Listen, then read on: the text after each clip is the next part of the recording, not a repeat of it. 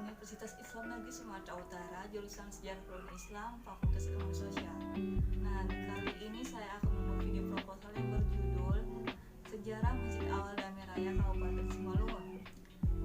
Jadi, video ini merupakan video akhir mata kuliah metode penelitian sejarah yang dibimbing oleh dosen kita, Bapak Hendi Dalimunte.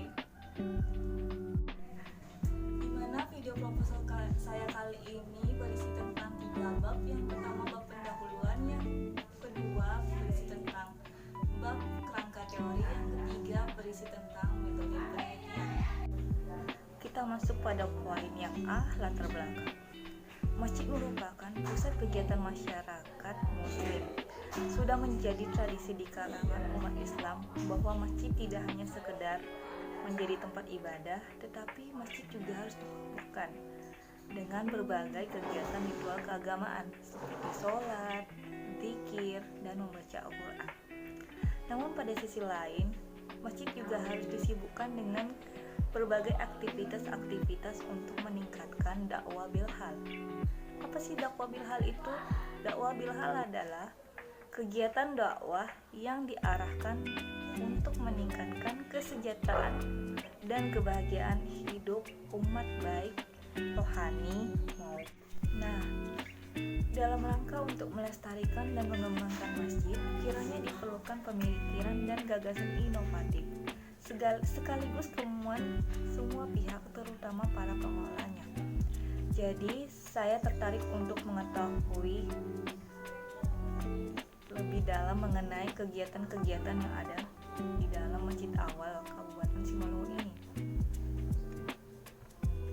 Jadi di sini saya tertarik untuk mengetahui lebih dalam mengenai kegiatan-kegiatan yang ada di Masjid Awal Damai Raya Kabupaten Simalungun ini yang sesuai dengan perspektif manajemen dakwah pada masyarakat Pematang Raya.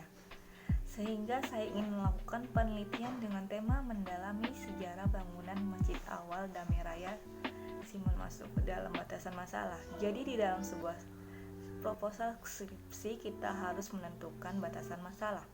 Batasan masalah ini digunakan agar tidak terjadi salah pengertian dalam penafsiran penelitian, sehingga para penulis merasa perlu untuk membuat batasan masalah dan yang akan memperjelas bahasan skripsinya, yaitu tentang masjid bersejarah yang ada di Kabupaten Simalungun.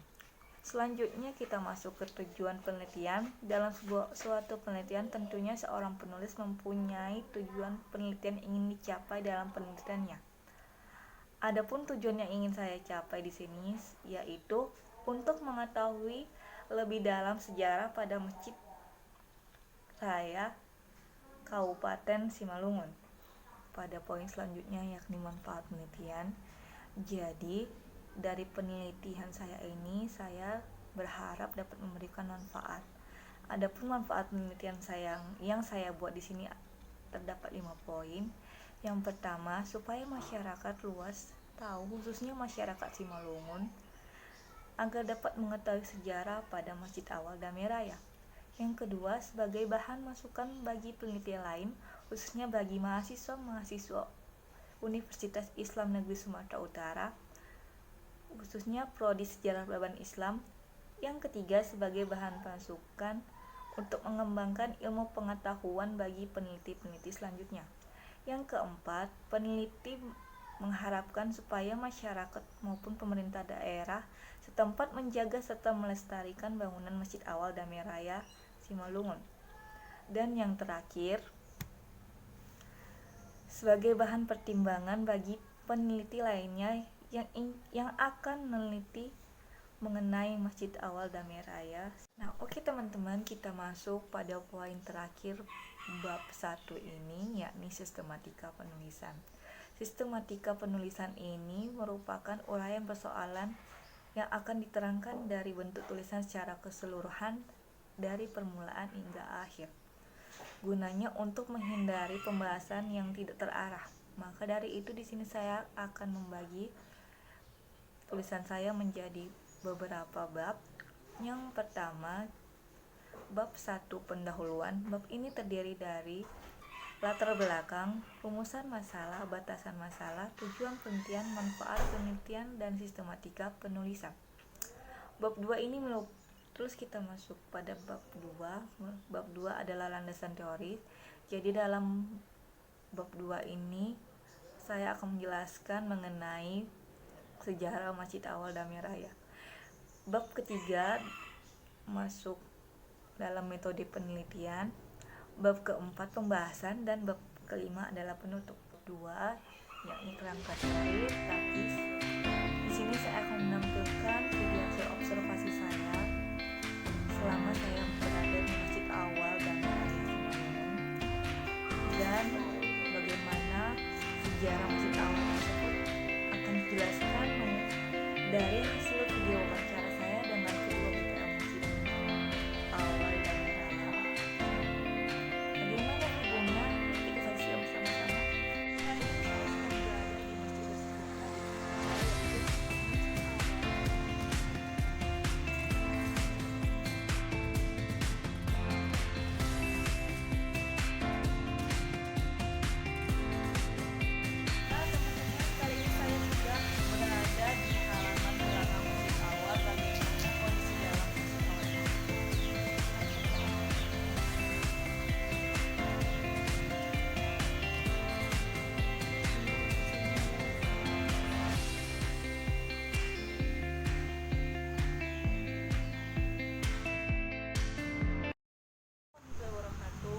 Hai guys, kita kembali lagi bersama saya Dasin Aprilia. Kali ini saya sudah berada dengan orang-orang yang sudah mengetahui tentang sejarah masjid ini.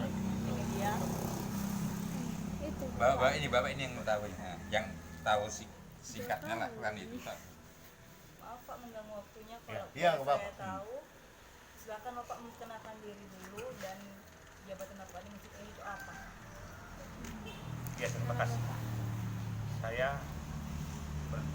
Nama saya Syarifuddin Saragi Subaya. Jadi saya di masjid ini jadi ketua BKM. Maaf Terima ya kasih. Pak. Saya di sini ingin nanya sedikit tentang sejarah masjid awal ini. Bagaimana berdirinya masjid awal di Masjid Raya ini, di Mayang Raya ini? Oh, jadi ceritanya kalau masjid awal ini inilah masjid awal yang pertama di Kecamatan Raya ini, Kabupaten Simalungun, Kecamatan Raya. Yang berdirinya masjid awal Damai Raya ini ya kira-kira tahun 1977. Nah, jadi pernah dulu dibubi anguskan sesudah merdeka, dibubi anguskan. Jadi kami pugarlah lagi kira-kira sesudah merdeka lah gitulah, merdeka kami pugar. Jadi pertama dulu karena pindah masjid ke Merek Raya, kami bikin dulu musola di sini. Musola dulu, habis musola kira-kira tahun udah lupa udah berapa itu, dibikin lagi masjid ya kayak masjid darurat lah contohnya, dibikin kayu. Jadi kira-kira tahun 58 lagi. Jadi karena dipugar seperti masjid ini yang batu ke atas ini kira-kira tahun 80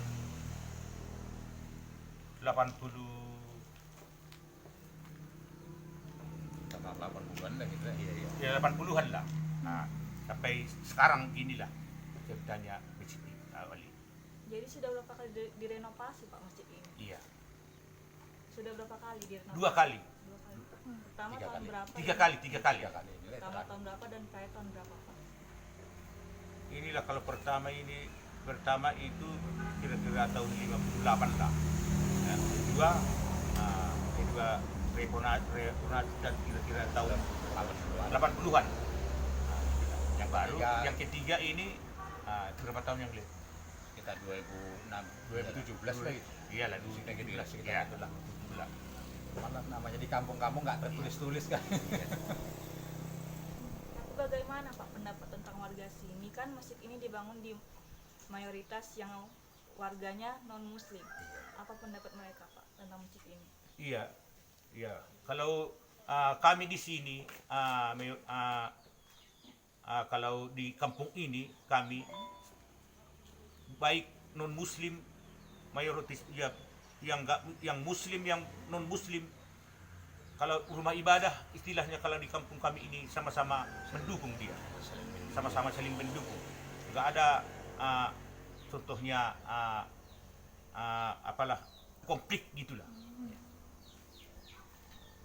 Jadi enak ya Pak, nggak ada yang masalah ribut-ribut gitu. Nggak Ya, ada. Yang bumi hangus. Ya, kayak mana sejarah yang bumi hangus tadi itu Pak? Apa masjidnya memang dibakar atau gimana sejarahnya?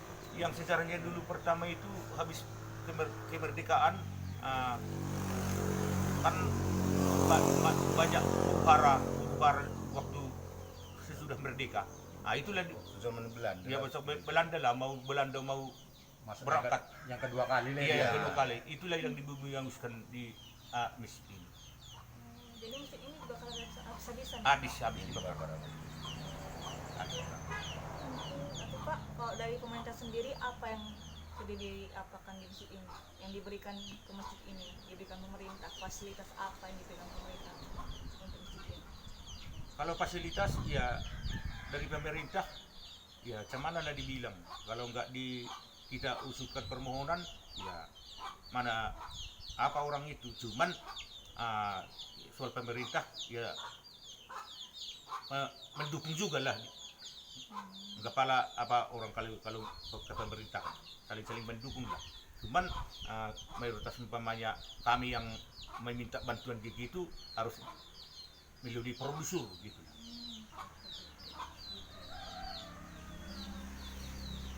Udah. Mungkin itu saya tadi tentang sejarah masjid ini. Terima kasih saya ucapkan untuk bapak semua yang sudah bersedia menjadi narasumber saya. Sedangkan di bab terakhir saya akan membahas tentang metode penelitian, di mana saya menggunakan metode penelitian sejarah. Yang pertama ada heuristik, yang kedua ada verifikasi atau sumber, yang ketiga ada interpretasi, dan yang keempat adalah historiografi. Poin kedua saya akan membahas tentang lokasi dan waktu, di mana lokasi dan waktu ini saya mengambil tempat Kabupaten Simalungun, tepatnya di Masjid Awal, dan waktu penelitian saya sekitar bulan Januari 2021. Lanjut, kita masuk pada poin ketiga di bab 3 ini, yakni sumber data. Jadi sumber data di sini terbagi atas dua, yaitu data primer dan data sekunder. Selanjutnya yang keempat ada teknik pengumpulan data. Jadi teknik pengumpulan data ini dapat dibagi dengan 4 cara. Yang pertama, kita dapat melakukan wawancara langsung kepada narasumber atau informan. Yang kedua, observasi, yaitu kita langsung datang ke tempat peristiwa atau kejadian di mana bangunan tersebut berada. Yang ketiga ada studi pustaka, dan yang keempat ada dokumentasi. Kemudian yang kelima ada teknis analisis data, dan yang terakhir ada teknis keabsahan data. Terima kasih kepada teman-teman yang sudah menonton video saya dari awal sampai akhir. Saya ucapkan terima kasih yang sebanyak-banyaknya. Tapi saya mohon maaf apabila dalam video saya masih banyak sekali kekurangan, karena saya manusia biasa dan kesempurnaan hanyalah milik Allah. Tetapi sebelum saya mengakhiri video saya kali ini, izinkan saya memberikan sebuah pantun untuk teman-teman semua. Apabila ada jam yang patah, jangan disimpan di dalam laci. Apabila ada kata yang salah, maafkan saya setulus hati. Burung irian, burung cendrawasih. Cukup sekian dan terima kasih. Wabillahi taufiq wal hidayah, wal inayah. Wassalamualaikum warahmatullahi wabarakatuh.